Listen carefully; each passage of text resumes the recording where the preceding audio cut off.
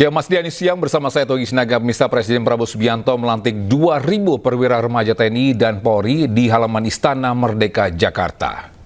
Prabowo berpesan dan para perwira ini remaja TNI Polri untuk siap mati demi rakyat Indonesia. Ketiga dan seterusnya. 2.000 perwira remaja TNI Polri dilantik dan diambil sumpah oleh Presiden Prabowo Subianto di halaman Istana Merdeka, Jakarta pada Rabu pagi.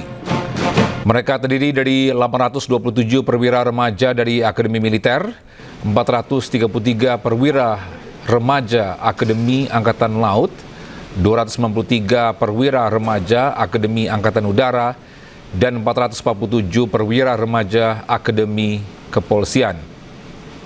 Dalam kesempatan ini, Prabowo mengingatkan pengabdian penuh dari para perwira remaja TNI Polri untuk rakyat Indonesia. Bahkan Prabowo juga berpesan kepada perwira remaja untuk siap mati bagi Indonesia. Baru saja saya lantik dan atas nama negara dan bangsa saya pasang pangkat di pundakmu. Dan saudara-saudara telah mengucapkan janji yang suci, disaksikan oleh Tuhan Maha Besar dan seluruh rakyat Indonesia bahwa saudara akan menjadi perwira TNI dan Polri dengan sungguh-sungguh.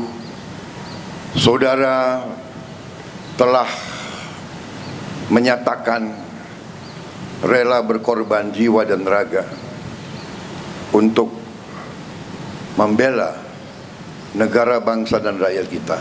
Saudara-saudara, perwira remaja,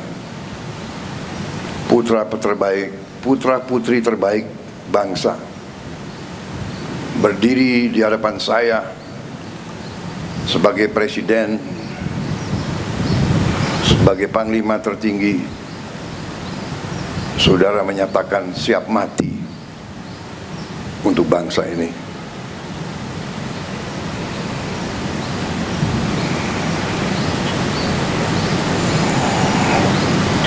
Kedaulatan bangsa, kehormatan bangsa, keselamatan rakyat ada di pundakmu.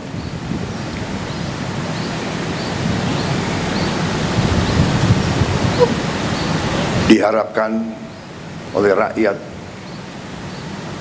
dinantikan oleh rakyat, pengabdianmu, baktimu, dan bila perlu. Ya, sementara itu usai dilantik, 2.000 perwira remaja TNI dan Polri menunjukkan atraksi selebrasi gabungan. Atraksi ini disaksikan langsung oleh Presiden Prabowo Subianto dan Wakil Presiden Gibran Rakabuming Raka.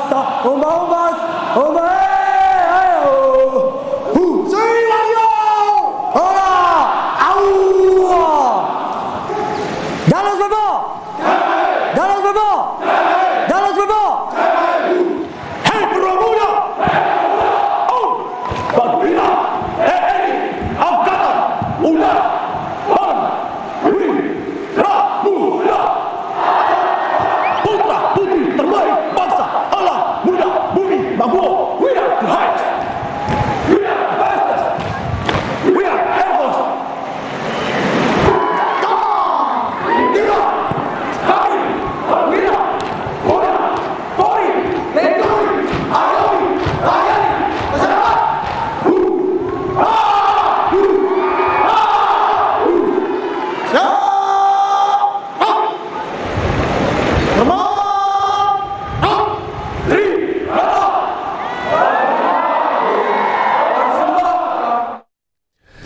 Salah satu perwira remaja TNI penerima Adi Makayasa membagikan momen haru setelah menerima penghargaan dari Presiden Prabowo Subianto. Letda Axel, perwira remaja dari TNI Angkatan Udara ini berjanji rela serahkan jiwa raga untuk bangsa. Ya, kami akan menyerahkan jiwa raga kami untuk kepentingan bangsa dan negara. Kami akan berbakti dengan kepentingan pacar. Kami 22 tahun. Kita ke informasi lain, Misa terpidana Thomas Trikasih Lembong atau Tom Lembong melalui kuasa hukumnya mengajukan banding atas vonis 4,5 tahun dalam korupsi impor gula. Dari rumusan delik yang mengandung perbuatan yang dipidana atau bestandal delik atau unsur inti delik. Ya, melalui kuasa hukumnya, mantan Menteri Perdagangan Tom Lembong resmi mengajukan permohonan banding di Pengadilan Negeri Jakarta Pusat untuk melawan vonis penjara 4,5 tahun penjara di kasus korupsi impor gula. Pengajuan banding lantaran ada kejanggalan dalam keputusan Tom Lembong yang akan dimasukkan ke memori banding. Selain itu, kuasa hukum Tom Lembong, Zaid, ini juga mengatakan Tom meminta agar dibebaskan dari segala dakwaan. Tanggal 22 Desember 2015. Hari ini kami akan resmi memasukkan dokumen pernyataan banding atas putusan Pak Tom Lembong. Ya, di mana kita sudah mendengarkan semua pertimbangan-pertimbangan majelis hakim dan tentu secara nalar hukum dan didasarkan pada pembuktian fakta persidangan itu banyak yang tidak sesuai. Untuk itu kita akan mengajukan banding. Ya, banding ini ranahnya masih judek faksi atau masih pemeriksaan fakta, makanya kita akan membantah hal-hal apa saja yang dinyatakan oleh hakim dalam vonis, apa-apa aja menjadi pertimbangan. Pemirsa, Kejaksaan Agung tak tinggal diam menghadapi perlawanan hukum banding oleh terdakwa korupsi impor gula Thomas Trikasih Lembong. Tim Jaksa Agung atau tim penuntut umum ini memastikan akan melayangkan banding serupa ke pengadilan tinggi. Berdasarkan uraian tersebut di atas telah menunjukkan terdakwa Thomas Trikasih Lembong sebagai subjek hukum sekian orang. Menanggapi pengajuan upaya hukum banding atas vonis 4,5 tahun penjara dalam kasus impor gula, Kapus Penkum Kejagung memastikan bahwa tim JPU dari Jampitsus saat ini sedang menelaah pertimbangan hukum atas vonis peradilan tingkat pertama terhadap Tom Lembong. Selain itu, JPU mempunyai waktu 7 hari untuk menentukan sikap apakah menerima vonis tersebut. Namun setelah pengacara Tom Lembong menyatakan banding, JPU pun menyatakan sikap untuk langkah hukum serupa. Pertama ya, kami menghormati keputusan Pengadilan Negeri Tipikor di tingkat pertama. Yang kedua juga terkait dengan pengajuan dari upaya hukum banding yang dilakukan oleh tim kuasa hukum dari Pak terdakwa, itu merupakan hak dan dijamin oleh undang-undang. Tentunya dalam waktu 7 hari semenjak diputus dari pengadilan, jaksa akan mengajukan sikap pendapatnya. Dan saya pastikan jaksa dalam waktu dekat akan segera mengajukan banding juga. Banding yang diajukan Tom Lembong merupakan hak hukum yang melekat pada seorang terdakwa atas vonis peradilan tingkat pertama, namun JPU juga punya hak serupa. Dari Jakarta, Jessica Winoto, Laksana, Andri Setiawan, iNews melaporkan. Sementara itu, Anies Baswedan, Gubernur DKI Jakarta 2017-2022 mempertanyakan mengapa seluruh fakta di persidangan tidak dipertimbangkan oleh hakim dalam keputusan persidangan vonis Tom Lembong. Sementara menurut Prof. Gayus Lumbun, Hakim Agung 2011-2018, meski tidak menerima aliran dana, Thomas Lembong harus bertanggung jawab atas kebijakannya. Berikut cuplikan dialog rakyat bersuara yang dipandu oleh Aiman Wicaksono. Saya boleh menanyakan kepada Anda bahwa Anda berpikir ada invisible hand, ada kekuatan besar yang mendorong kasus ini berjalan. Kita tidak berani berspekulasi tentang siapanya, ya. Tetapi kita menyaksikan ada keanehan-keanehan di sini. Bukan siapa, tapi adakah itu? Kita belum bicara pada siapa.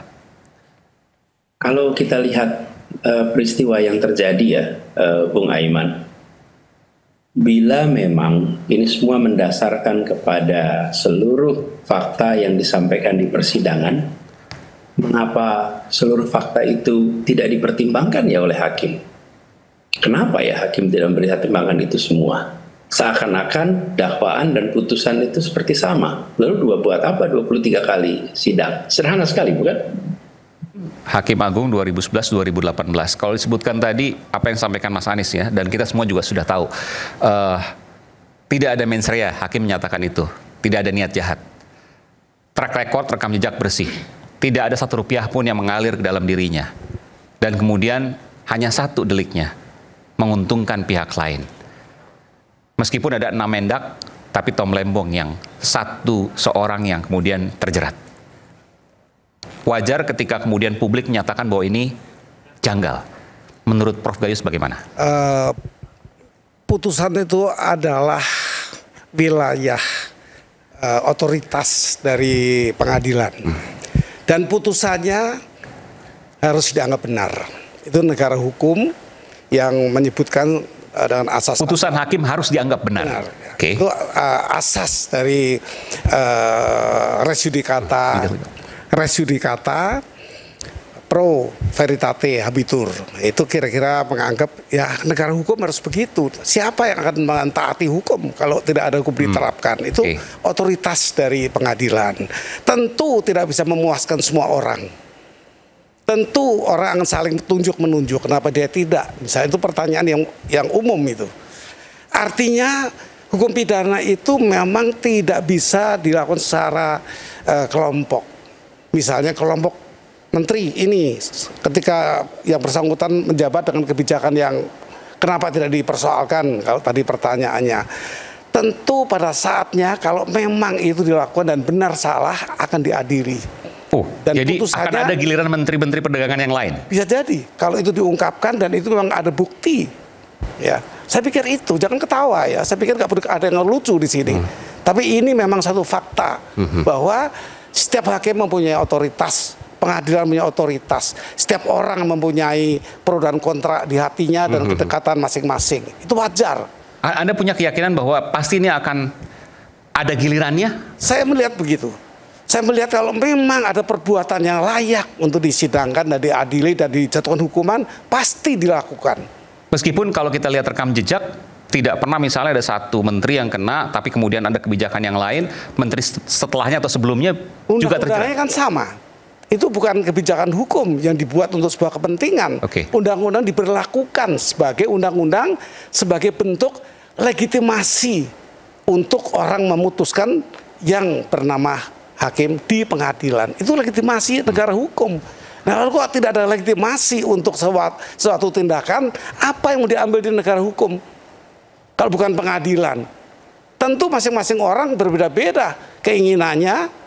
Kedekatannya itu berbeda-beda. Jadi menurut Prof. Gayus, proses yang dijalankan selama ini oleh kejaksaan, bahkan oleh peradilan di pengadilan, semuanya wajar? Untuk ini saya berpikir bahwa haruslah diterapkan dan dijalankan, toh ada instrumen hukum yang lain. Bukan, pertanyaan saya bukan, apakah prosesnya kayak yang Prof. Gayus lihat ini wajar atau ada pertanyaan? Ya kalau dakwaannya tipikor, pasal 2 ayat 1. Iya. Pasal 2 ayat 1 ayat 3 dan ayat 18 itu wajar saja. Kalaupun yang bersangkutan tidak menikmati, kan diatur dengan jelas di situ. Mungkin untuk orang lain yang menikmati, dia bertanggung jawab. Bertanggung jawab bukan karena menikmati saja, orang lain menikmati. Bisa heboh video mesum di Stadion Pakansari Bogor usai dipolisikan. Sang konten kreator minta maaf. Saat lagi di News Siang.